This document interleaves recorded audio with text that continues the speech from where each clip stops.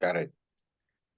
Hello everyone, you're welcome to my channel. My name is Eno and I make videos on personal development and success principles as it relates to all-round success. If you're a returning subscriber, you are again welcome. And if this is your first time of stopping by on this channel, you are as well welcome. And please remember to hit the subscribe button, hit the notification bell so that you'll be notified every time I upload a new video. And please give this video a thumbs up, give it a like so that it will go viral. And in today's program, we will be having an interview session with a gentleman. He's a professional coach in the UK, and he will be sharing with us his story on how he made his journey, into the coaching career up to the point where he is today. And I would like to introduce to us Mr. Akko Eyong, and he will be sharing some really good tips with us on the program today. Mr. Akko, you're welcome on the program today. Thank you for having me. We are so excited to have you on the program, and we believe that it's going to be quite an inspiring one. It's going to be a motivating one with you on the program today. Now, you are a professional coach in England, in the UK, and we would like to know, first of all, from you, what inspired you to get into the coaching career? What motivated you to go into coaching? Yeah, to begin with, I'm a Cameroonian and we all love football. We all know that. And I was so inspired by the Cameroon national team, especially in the early 2000s when the national team won the African Nations Cup, the Olympic Cup, and then another African Nations Cup in what was it, Mali 2002. So I've always loved football. I've always liked to play football, but I was never good enough to play at any decent level. But I always loved football. So when I came to England, I was like, okay, I'm in the home of football where we've got all the professional clubs. But at that point, I was not too old, not good enough to play at any decent level. Yeah. So I thought, like, okay, I can't play at this level, but I can get involved in another way. So I thought of doing the coaching badges. That was how it all started. Okay, so for you, it was all about love for the game, passion for the game, That's love what for the it sport. started. Yeah, sure. Wow. Yeah. And that actually is the bedrock of all success that is that has to do with someone's area of a skill and talent. There's always the element of passion and love for that particular field of endeavor, and that just shows itself in Yes, your sir. story. And we would like to know, you've been a professional coach for quite a number of years now. Mhm. What is required to become a professional coach like yourself? Uh, in England, just like in other countries, I think the requirements are the same, which is just applying for the coaching badges and get them completed. Just like any other field, if you want to become an accountant, you probably have to go to school, go to university, and get an accounting degree. Yeah. So with football, you've got what we call coaching badges, Yes. which are delivered by the football association. It could be a football association in England or Germany or Cameroon or Nigeria. Wherever you find yourself, you can always complete those badges, which qualify you as a football coach. Okay, these coaching badges, do you have to go like to a university, or is it just a sporting academy? Well, there are two roles. Like in England, recently, we've got some universities that actually that have courses on football coaching, and you Okay. have coaching badges integrated Yeah. uh, in that degree. So when you apply to study football coaching and performance, automatically you are eligible to complete the badges. But that is just in England and very few universities. Majority of people go through the football associations. Let's take England and Wales for example. You Yeah. just need to apply and start from level one. Yes. which is level one, and then level two, and then you go up to the B license, the A license, then the Pro license. Okay. So it's actually a series of training that has to do with academic training and also Yeah. practical training. Professional, yeah, exactly. Yeah. Okay. So about how many clubs have you been able to coach so far in your coaching career? Um, I would say most of my coaching has been around grassroots clubs in England, but I Okay. had spells at professional clubs like Newport County. Yeah. I was involved with Newport County while I was still doing my degree at the Okay. university. Newport County is a League Two professional club in the UK. So I Yes. was with Newport County for a year, and then I left. The other spell was with Cardiff City Okay. Foundation, which was between 2021 and 2023. So I stayed with them for like a year and a half. But majority of my coaching has been around grassroots and semi-professional clubs. Like Okay. I started off with uh, Bristol Central, went Yes. to Cosmo, Fishbone Old Boys, Liebeck. Where else did I go? I also managed my university team, my Okay. university football team. We had 6 teams, so I managed the third team. And then at the Okay. moment, I'm managing another grassroots club, which is Patchway Town. Okay. Wow. Wonderful. So as I said, And most of the coaching has been around grassroots. okay. So, after all these years of coaching, what would you say are some of the challenges that you have faced in your coaching career? What are some of the challenges that are common in the coaching career, especially in the UK? Yeah, yeah. When I got into coaching, the plan was to finish my degree, complete my UFIB license, then get a full-time job coaching football in the professional football club. That Yes. has not happened. So I think that has been a massive challenge for me. Like, this is what I wanted to do. And I went for a couple of interviews with Liverpool. I went to Bristol City. I went to Arsenal, went to Bristol Rovers, but I was not successful. So it's been a challenge. And then another thing is, I was also thinking of kickstarting my professional career in Africa. Could be Okay. any African country, not necessarily Cameroon. But the problem I've faced with most of those clubs in Africa is they don't reply to their emails. You see a job advert, you send a CV, nobody gets back to you. So Wow. it's been quite challenging, very, very challenging. Okay.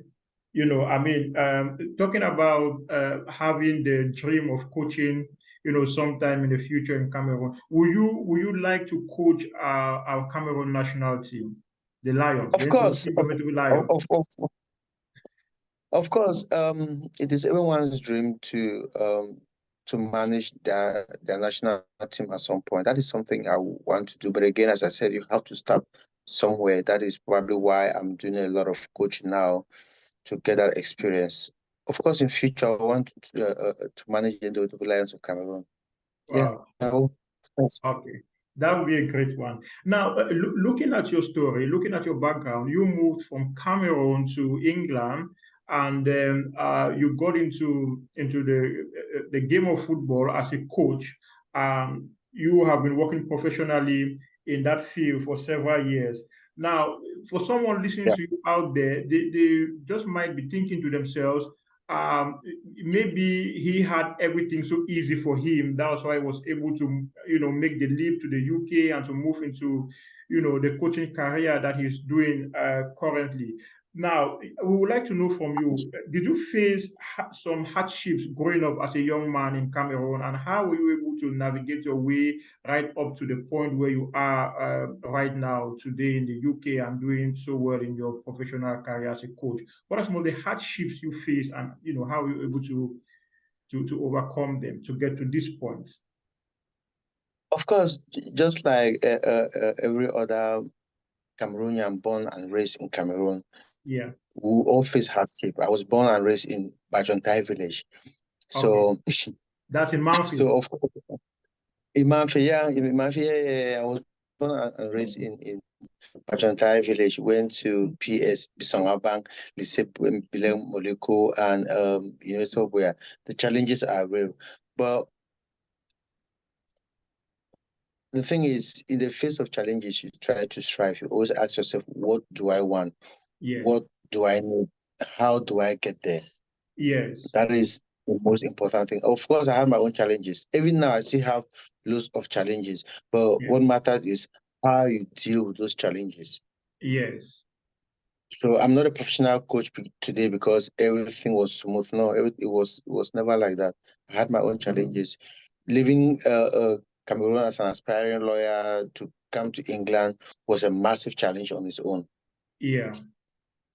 So of course we all face challenges, and I had my fair share of it. Okay, but you were able to, pull through because you had a clear vision and a clear direction of where you were going to and what you wanted out of life. And it's very common for someone to say to you that, well, I'm from a very poor family. I'm not sure that my dreams are possible. What do you have to say to people listening to you out there now who have that kind of excuse to give? Let's call it an excuse, but not really an excuse. It's really for most people. What do you have to say to people of this kind of with this kind of situations? Well, what I would say is if you look most successful people, they all came from struggling backgrounds. Yes, Let's look at someone like Samuel Eto'o. yes, He came from a very struggling background. When you look at Eto's story, there was a point when his parents could not even afford football boots. wow, But he knew exactly what he wanted, and yes, he worked really, really hard. Let's take another example. Look at Francis Ngannou. yes, yes. A very good His example. story, yeah, his story is very inspiring.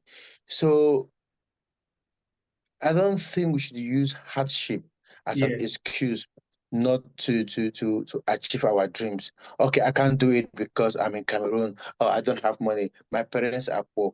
Our parents were poor. My parents were never in the public service. My parents were farmers, wow, but I believe in myself. Okay, Samuel Eto'o, same thing. Francis Ngannou, and there are so many of them. So I yes, don't think the situation you find yourself now should define your future. No, there is always hope. yeah, yeah, I don't think poverty is an excuse. Of course, there are some people who come from well-to-do families. They have a little push, yes, a little push from their family members, but majority of people, especially those of Cameroonian origin, come from struggling backgrounds. yes, So that should not put you off to feel like, anyway, I'm in Cameroon. He's a football coach because he is in England. I'm in Cameroon. I cannot become a football coach. You can't become a football coach. You can't become anything you want to become as long as you put in the work. It wow, doesn't matter whether you are rich, you are poor, you are tall, you are short. You can always become whatever you want to become. wow, Nothing excellent. can stop you. The only person that can stop you is yourself. Exactly, exactly, That's it. exactly.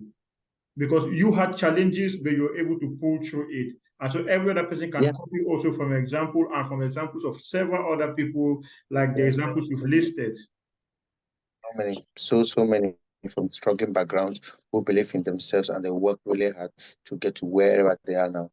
So hardship should not be an excuse for anyone. Yeah. And also for someone might also be listening to you right now. from a Western country, like you're in the UK, and maybe the person might just be saying that I have dreams of becoming one thing or the other. It could be a lawyer, a medical doctor, maybe a coach like yourself, anything. But the person might just be saying that there's so much racism here. I have not been able to have a breakthrough or to move forward with my dreams because of racism. You have been able to rise to become a professional coach in England, even as a Cameroonian. How were you able to navigate the issues of racism and all those kind of things? Did you face challenges in the areas of racism? If yes, how were you able to move yourself up the ladder?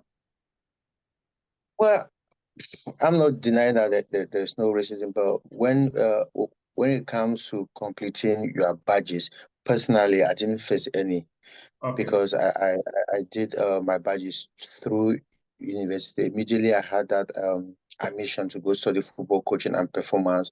I was already eligible to do the badges. But I know so many Africans, some even from Cameroon, that have gotten coaching badges through the English FA or the Welsh FA. There is no racism when it comes to acquiring those badges. You just need to apply okay, and do the work. That's it.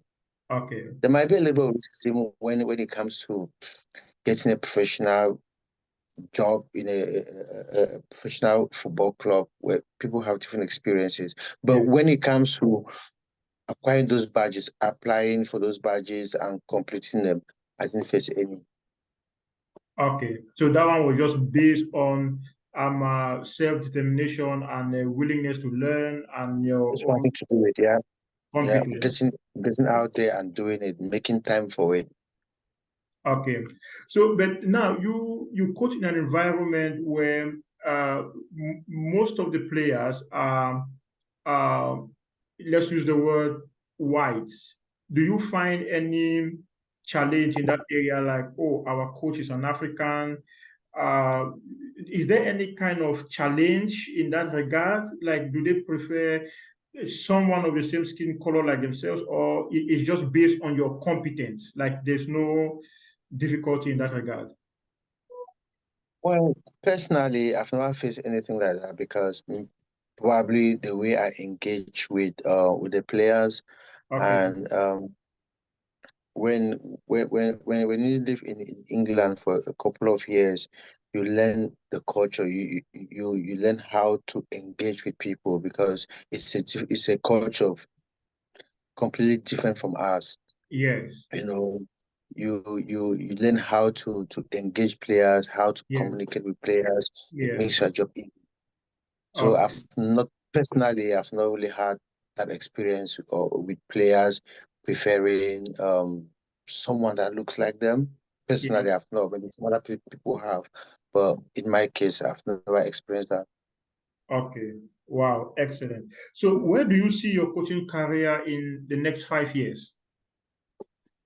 That is a good question. You can't tell the future, but what I would say is next 5 years, what I plan to do or what I want to do or where I want to be is to complete the UEFA A license. Yeah. Because I know that after completion of the UEFA A license, it will open doors for me. So the plan is to complete the UEFA A license and the pro license if possible.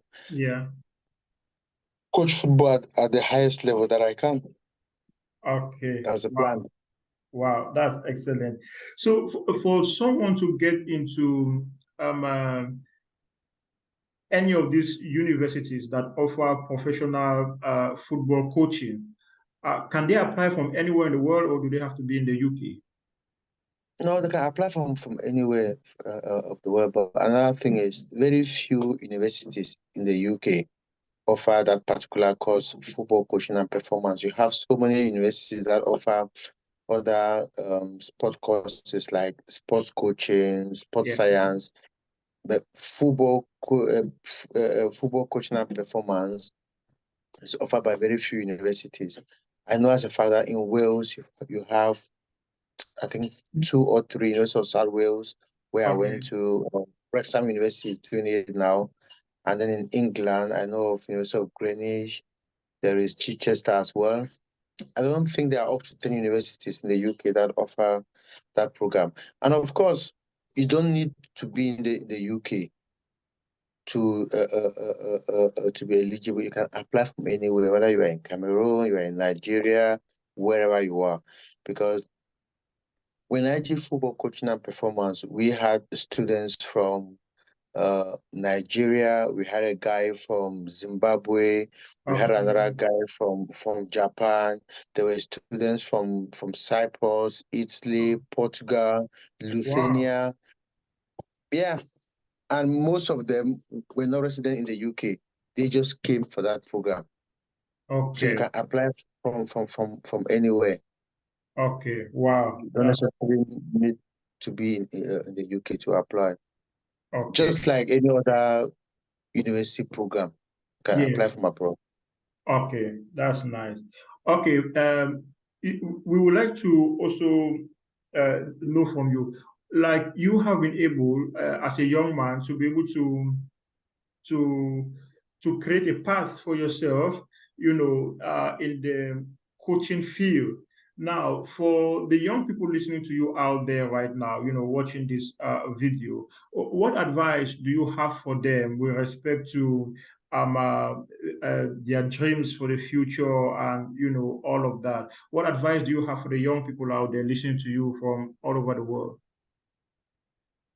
Um, I will limit that to coaching. Let's say if anyone out there listening to me now wants to become a football coach, it doesn't matter where you find yourself. Let's take, for example, if you are in Cameroon and you think that you want to become a football coach, you have to get to work. The first thing you can do is start some voluntary coaching. Yes, I know as a fact that every part of Cameroon has a football club. It could be a third division yes, or an academy or is it first division, whatever. Just go in there, talk to whoever is in charge, the coaches, the management team. Like, listen, I'm thinking of getting into coaching, yes, but I want to do some voluntary with you guys to see what it takes to become a coach. That yes. would be a good start. After Okay, that, do your research with Feka Food. I know as a fact that Feka Food offers some training. Football coaching badges are also done by Feka Food. I don't yes, know how they are categorized, but I know as a fact that they have those courses. So yes, do your research. If it means that you go to the Feka Food head office in Boya, in Bamenda, in Douala, or wherever you find yourself, go yes. in there and inquire. What badges am I supposed to do? How much does this cost? When are the badges coming up? Okay, That will be a good start. yes. So it must not be that one has to move abroad to It be able doesn't to, necessarily make sense now. so they can You can start always from start. where they are in. You can always start from Cameroon. Do maybe you are level one or level two. I'm not really sure what badges the FECA food offers. And then from there, you probably have to do the CAF B license and Yes, CAF A license. But yes. all the badges can be done in Cameroon. I know people in Cameroon that have CAT CAF A license. So you don't Okay, necessarily have to travel to England or to France to become a football coach now. You can do it locally. okay. Thank you very much. Our viewers out there, I want to believe that you learned a whole lot from him. You enjoyed the conversation, and his story is quite inspiring and motivating. And to you, Mr. Akko Joseph, we are so happy to have you on the program. Thank you very much for gracing the platform with us today. Thank you for having me. Thanks. And we look forward to having you more and more, on the program as the opportunity presents itself. And Yep. to those watching this program, I want to say, if you haven't subscribed yet, please remember to hit the subscribe button and to hit on the notification bell so that you will be notified every time we upload a new video. And please give this video a thumbs up. And Continue winning, continue living the life of your dreams, and I believe that we will see you at the top because that's where you belong. Until next time, stay blessed, and I'll see you in the next video. Bye for now.